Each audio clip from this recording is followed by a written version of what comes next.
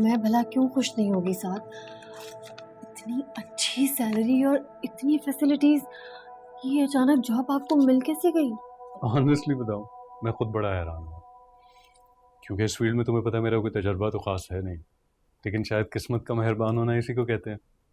मुश्ताक साहब ने ये भी कहा है कि एक हफ्ते तक मुझे गाड़ी भी मिल जाएगी। गाड़ी? हाँ, गाड़ी। वो कह रहे थे कि मुझे ज़्यादा आउटडोर मीटिंग्स करनी होंगी तो उसके लिए मुझे गाड़ी की ज़रूरत पड़ेगी। यार तुम्हें पता है, सुहेल हमेशा यही कहा करता था कि वो अपनी मेहनत पे नौकरी हासिल करना चाहता है, अपने बलबूते पे कुछ करना चाहता है, और मैं उसे बेवकूफ़ समझता था, लेकिन ठीक कहता था।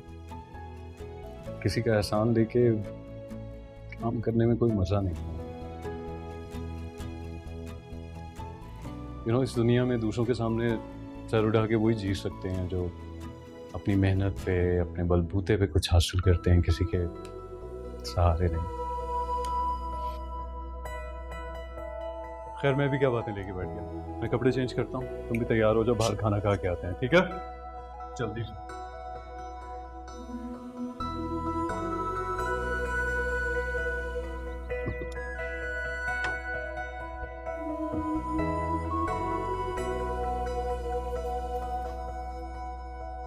अस्सलाम वालेकुम भाभी। वालेकुम अस्सलाम। क्या हाल है? ठीक ठाक। ये क्या कर रही हैं आप? लाएं मुझे भी दे दें, मैं आपका हाथ बटा दूं। अरे नहीं नहीं, छोड़ो। नहीं नहीं दुल्हनो, अभी काम नहीं करो, बाद में करना काम। तो नई नई दुल्हन हूं तो क्या हुआ, काम नहीं कर सकती है नई दुल्हन? लाएं मुझे दें, मैं ये काट देती हूँ, आप कुछ और कर दीजिएगा।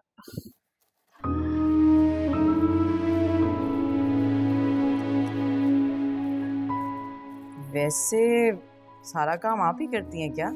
ये काम वाली नहीं आती?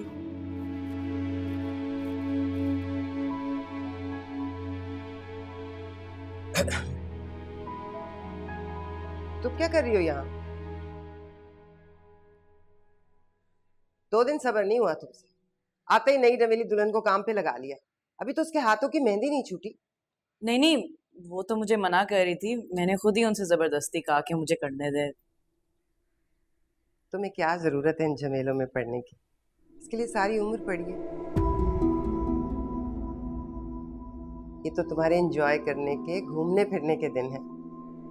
चलो छोड़ो ये सब, छोड़ो छोड़ो ये चीज। चलो आओ मेरे साथ। अच्छा,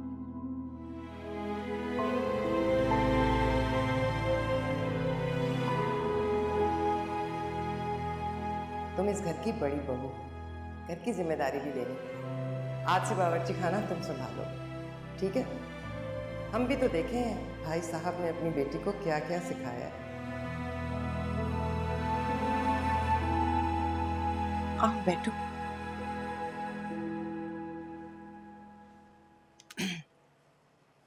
मैं ये कह रही थी, तुम्हें दफ्तर नहीं जाना? मतलब तुम इतने बड़े ओहदे पर हो, वहाँ काम का हर जोरा होगा और पैसे भी कट रहे होंगे। ये मेरी ऑफिशियल लीव है, इसके पैसे नहीं कटते।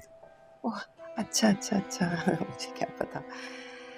लेकिन फिर भी मतलब अगर छुट्टियां जाया ही हो रही हैं ना, बाद में कहीं तुम दोनों को घूमने फिरने के लिए अगर छुट्टियां चाहिए हो तो उस वक्त इस्तेमाल कर लेना। तुम भी क्या सोच रही होगी, ये कैसी सास है जो बहू को ऑफिस जाने का कह रही है?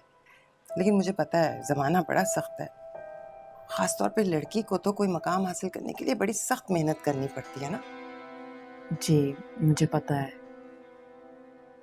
बहरहाल तुम खुद समझदार हो, अपना बुरा भला जानती ही हो। मैं तो ऐसे ही मशवरा दे रही थी। जी और कुछ? नहीं नहीं, ठीक है। तुम जाओ, आराम करो, सुहेल भी आने ही वाले हैं।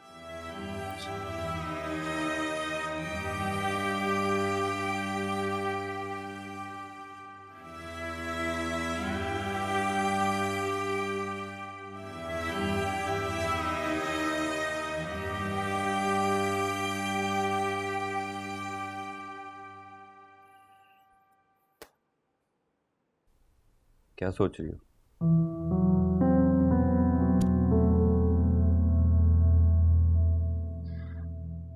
तुम्हारी अम्मी ने मेरे से बड़ी अजीब सी बात की है आज।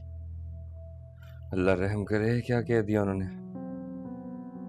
वो कह रही थी कि इस तरह से घर पे बैठकर छुट्टियां ज़ाया करने से बेहतर है कि तुम ऑफिस चली जाओ।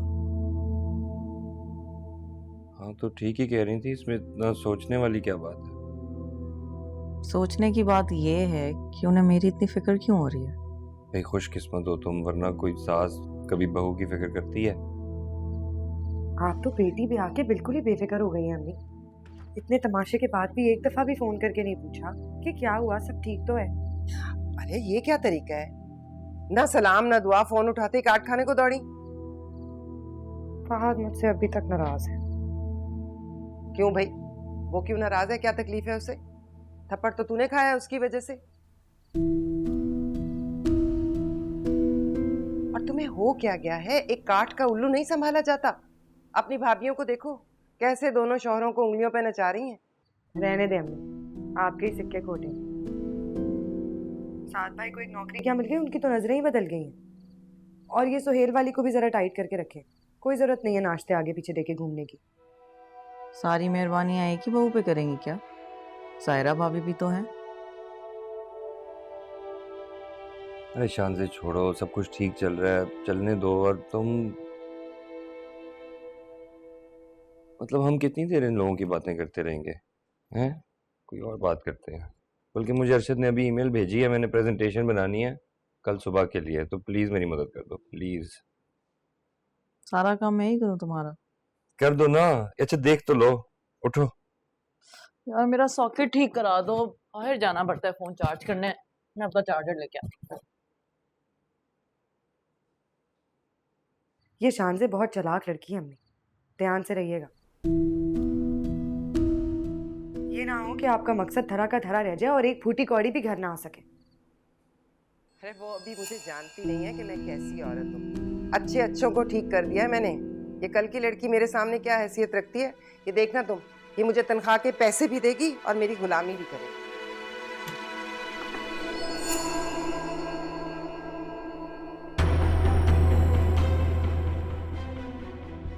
हेलो अम्मी, तुम जाग रही हो अभी तक?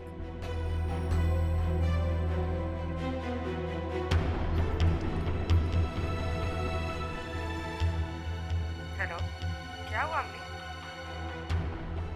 शानज़े ने सुन ली है मेरी बातें। क्या? कैसे? पता नहीं, चोरों की तरह दबे पांव आके मेरे कमरे के बाहर खड़ी हो गई थी। इंसान अब अपने कमरे में बात भी नहीं कर सकता। खुदा मालूम अब सुहेल को जाके 1 की 10 लगाएगी। कहा था ना आपको।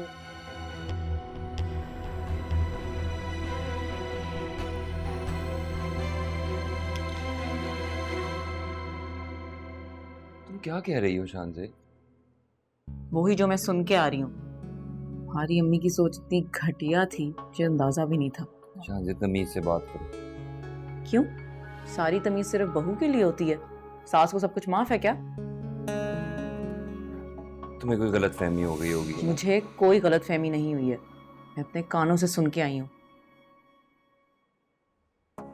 तुम्हारी अम्मी ने तुम्हारी शादी मेरे से इसलिए कराई क्योंकि वो ये चाहती थी कि तुम्हारे साथ साथ मैं भी अपनी सैलरी उनके हाथ में पकड़ाऊं।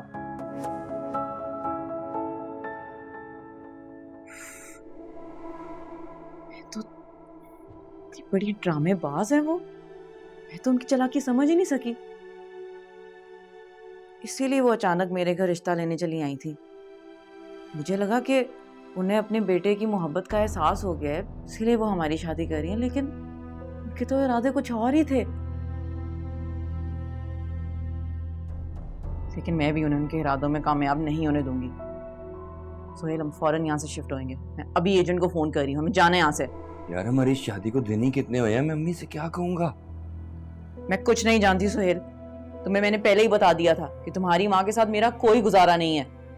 हम यहाँ से शिफ्ट हो रहे हैं, ये बात फाइनल है। और अगर तुम्हें ये बात उनसे नहीं करनी है तो मैं उनसे बात कर लूंगी। मैं जा रही हूँ। रुक जाओ तुम रहने दो, मैं कर लूंगा बात, तुम रहने दो।